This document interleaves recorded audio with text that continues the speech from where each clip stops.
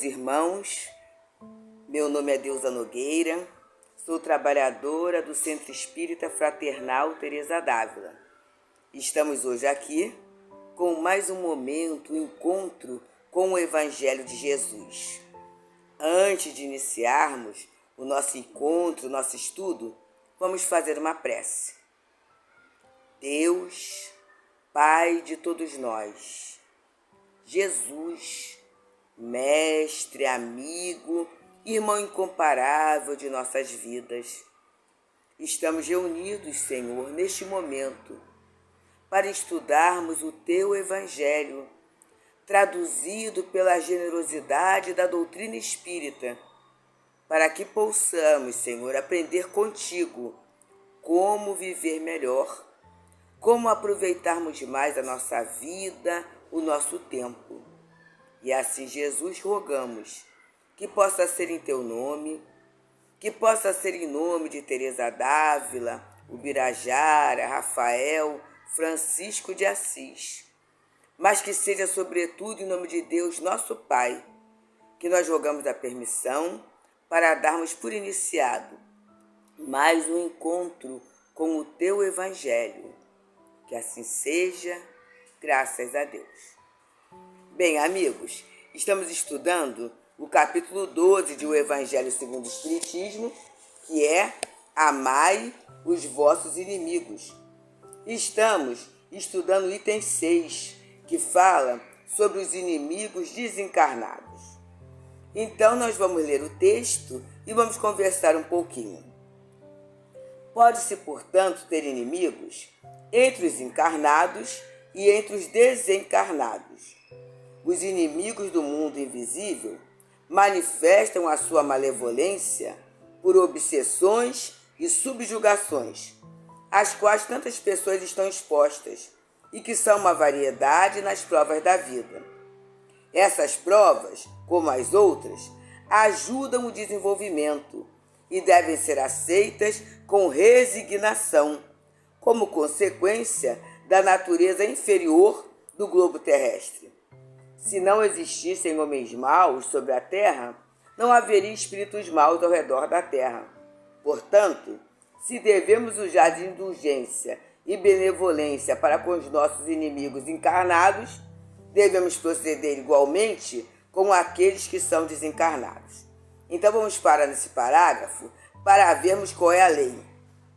A lei que resume, que Jesus nos ensinou, toda a lei e os profetas, amar a Deus sobre todas as coisas e amar ao próximo como a si mesmo. Esta é a lei.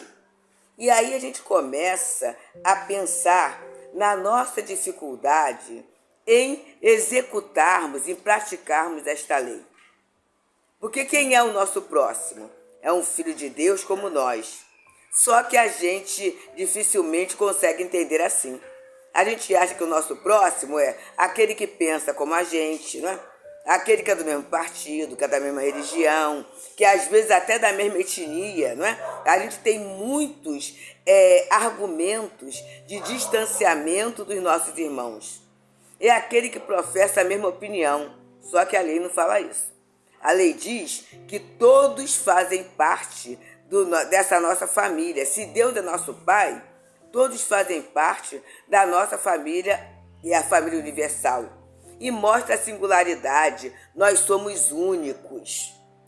Somos únicos. Então, respeitar a nossa singularidade e respeitar a singularidade do outro ainda é um exercício difícil.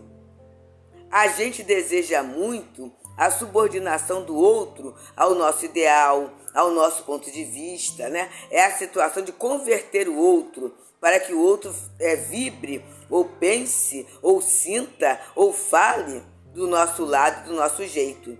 E isso cria uma dificuldade. Uma dificuldade que muitas vezes é entendida como inimizade. Olha a dificuldade surgindo aí. E essa inimizade, ela pode existir. É do espírito, esse sentimento de inimizade é do espírito. E pode acontecer quando a gente está encarnado, usando o corpo físico, ou como pode acontecer também quando nós estamos desencarnados. E aí, gente, como é algo do espírito, essa relação é muito interessante. Pode acontecer de encarnado para encarnado, de encarnado para desencarnado, de desencarnado para encarnado, porque espírito pensa. O pensamento é um atributo do espírito. E aí, dependendo do ponto de contato. E o que é ponto de contato? É aquilo que a gente não gosta, é aquilo que a gente não aceita no outro. A gente poderá, do desencarnado para o encarnado, né? Ou até do encarnado para o desencarnado também, haver a inimizade, a obsessão. E o que é obsessão, meus amigos? É aquela ideia fixa. É aquele pensamento obsidente, né? É aquela situação em que há o domínio, em que há a prevalência de uma ideia. E aí o desencarnado, ele começa, né, muitas vezes por uma mágoa que começou enquanto estava encarnado. Mas outras vezes, esse inimigo desencarnado é o inimigo da ideia. De uma ideia que eu proferi, até de uma opinião, meus amigos, até de uma opinião. Eu lembro que certa feita, vendo a televisão, e naquele momento o Gustavo, meu filho, ainda era encarnado, e ele estava sentadinho naquela posição de chinês, né? E eu também estava olhando na TV. Naquele momento, a TV fazia parte do nosso quarto, agora não, né? Mas fazia parte. E aí alguém apareceu e falou alguma coisa. E eu, mentalmente, eu sabia que aquele discurso era mentiroso, eu sabia que não era por ali, e eu comecei mentalmente a falar assim, agora vê que coisa, mentalmente. Daqui a pouco, o meu filho, naquele momento com 5, 6 anos, ele falou assim, mãe, parece que o quarto tá cheio de gente. Olha só, ele, né, percebeu. E percebeu por quê, né? Porque eu estava entrando num debate ideológico ali. E naquele momento, as pessoas ou que concordavam comigo ou que discordavam de mim estavam por ali. E se eram pessoas que discordavam do que eu estava pensando, naquele momento eu poderia angariar um processo obsessivo. Eu lembro que imediatamente eu mudei de canal e mudei a cabeça também, né? E pensei assim, ai Jesus, né? É isso que eu quero para minha vida. Então, essa obsessão ali foi uma coisa rápida. Mas, se dependendo da persistência, pode se transformar numa subjugação, como ele fala, em que o espírito começa a acompanhar e começa a estar ali só porque eu penso diferente, assim como eu não aceito, né? Quem pensa diferente, eu acho que a minha ideia é a melhor possível, é a perfeita, o outro também vai pensar. E aí ele vai tentar o quê? Me combater. Ele vai tentar realizar um combate. Esse combate pode ser fragilizando a minha saúde física, sugando energia física. Pode ser criando determinados aborrecimentos na minha vida, determinadas situações, para me fazer infeliz, para fazer com que eu sinta tristeza, para, vamos falar vulgarmente, como se diz, me tirar do combate. Me tirar do combate. E aí ele diz, né, por que isso acontece? É o espírito que é horrível? E aí a Kardec fala, se não existissem homens maus sobre a terra, não haveria homens maus ao redor da terra. Então isso é muito interessante, meus queridos. A gente atrai. Há uma lei que é a lei da sintonia, é a lei da afinidade. Somos nós que atraímos esses espíritos. E aí ele fala da benevolência e da indulgência, né? O outro tem direito de pensar diferente. O outro não tem obrigação de gostar de mim. Então, quando a gente começa a entender isso, gente, é um processo terapêutico. Agora, eu que digo que já conheço Jesus, eu posso entender o outro, eu posso não vibrar na mesma faixa. Eu posso ter essa benevolência, eu posso ter esse entendimento, né? Eu posso abrir a porta da compreensão. E aí no outro parágrafo ele nos diz, Em tempos passados, sacrificavam vítimas sangrentas para apaziguar os deuses infernais, que eram simplesmente maus espíritos. Aos deuses infernais sucederam o demônio, que são a mesma coisa. O Espiritismo veio provar que esses demônios nada mais são do que as almas dos homens perversos, que ainda não estão despojados dos instintos materiais e que somente podem ser pacificados com a renúncia ao ódio, isto é, pela caridade. E aqui tem um ponto e vírgula, eu vou parar no meio do parágrafo. Antigamente se sacrificava, né? E até hoje algumas doutrinas acham que fazendo um sacrifício, né, de animais ou até determinados sacrifícios materiais vão apaziguar, vão afastar aquele espírito obsessor, aquele espírito inimigo. É o tal ditado aplacar o ódio com o sangue, né? Mas aí o Espiritismo veio provar o quê? Quem são os demônios? Quem é o obsessor? É a alma, é o espírito, é alguém. O obsessor sou eu, sem o corpo, quando ainda não tenho um trabalho de evangelização íntima e que eu não aceito ser contrariado. Nesse momento eu me transformo em obsessor. Eu começo a combater o outro, eu começo a perseguir o outro. Nesse momento eu sou, né, um representante das trevas. E aí a gente vai vendo que não há muita diferença não. Em quantos momentos nós somos assim, não é? Falta indulgência, a gente é intransigente, a gente é invigilante e a gente acaba criando um inimigo, né? Ofendendo alguém que naquele momento não tem condições de entender, de perdoar. Então, quando a doutrina fala lindamente que os espíritos, no livro dos médiuns, logo no primeiro capítulo, há espírito ou existem espíritos, e ele fala que os espíritos são as almas dos homens, a gente tem que se cuidar, meus amigos, todos nós, porque a qualquer momento a gente entra naquilo que a Joana de Ângeles chama de síndrome da criança mimada. Então, quando eu sou contrariado, eu acabo me virando inimigo do outro. E se eu desencarnar com esse sentimento, eu serei aquele obsessor quanto mais. Então, não é com o sacrifício material que vai resolver, é só pela caridade. E que a prática da caridade, diz Kardec, não tem simplesmente o poder de impedir o espírito de fazer o mal, mas conduzi-los pelo caminho do bem e contribuir para a sua salvação. Olha que coisa bonita, gente. O espírito persegue tanto, mas ele chega no momento em que ele vê, né, que o outro não está retribuindo com a maldade, ele vai pelo caminho do bem. E aí eu vou contar um caso muito interessante, verídico. O nosso professor José Jorge, querido professor José Jorge, trabalhador, militante do movimento espírita. Então, num determinado momento, houve uma articulação nas trevas para colocar um espírito para persegui-lo. Para persegui-lo, já que ele era um grande divulgador, um grande trabalhador do bem.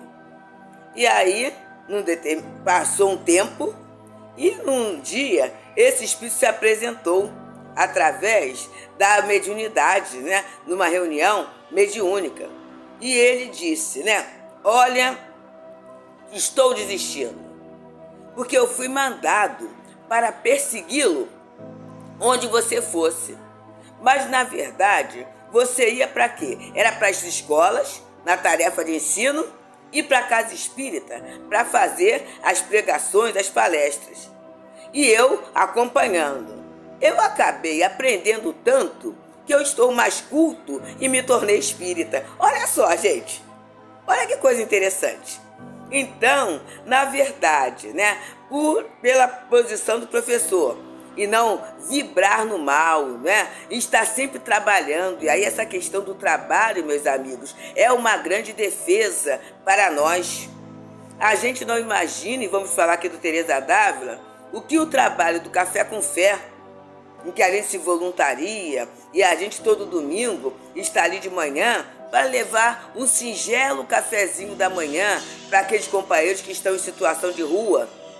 O que isso é em termos de evangelização e doutrinação?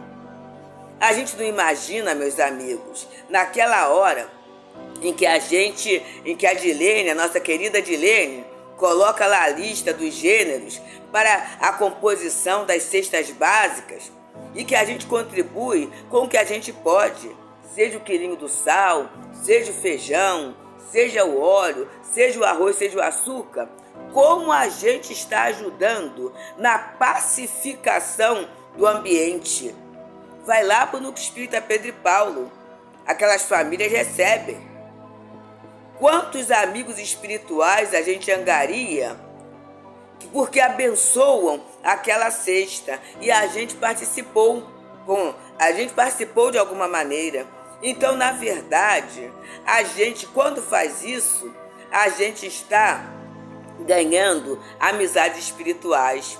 E muitas vezes são esses amigos espirituais que trabalham e evitam que obsessões ocorram. Eu vou contar rapidamente um outro fato.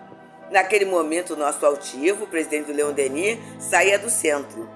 E ele ouviu uma conversa entre dois espíritos. Um espírito falou assim, né? Não, ela não obsedia ela não, porque ela ajuda a gente minha. E aí o espírito falou assim, olha, eu dou até uma dica, você pode até obsidiar outro, mas ela não. E aí, gente, naquela sexta-feira, está chegando uma companheira, amiga, lá no Leon Denis. E aí o altivo falou assim, fulana, você se livrou de boa, hein? E ela olhou. E ele contou o fato, né? Porque essa companheira era trabalhadora da obra social Antônio de Aquino. E ela estava lá, né? Toda quinta-feira, naquele trabalho, ajudando tudo isso. E esse espírito que era um obsessor, né? Que queria obsidiar, ele tinha agente dele, quer dizer, amigo, alguém encarnado, que era beneficiado pela presença da companheira no trabalho. Ele não era superior, como diz, observa, mas ele era grato. Então, amigos, o trabalho do bem, a caridade material e a caridade moral serão as nossas maiores defesas no processo obsessivo. E aí a Kardec acaba. É assim que a máxima, amar os vossos inimigos, não está destinado unicamente à terra e à vida atual. Ela está inserida na grande lei da solidariedade e da fraternidade universais. Então, que a gente possa treinar essa fraternidade, que a gente possa aproveitar as oportunidades que as casas espíritas nos dão, que a Casa de Teresa d'Ávila está oferecendo a todos nós. Então agora, meus amigos, vamos fazer a prece final, dizendo assim: Ah, Jesus, como agradecemos por esses momentos libertadores, terapêuticos, em que a gente está recebendo o remédio que há de nos curar. Há de nos curar, Jesus, do ódio, da mágoa, do desamor.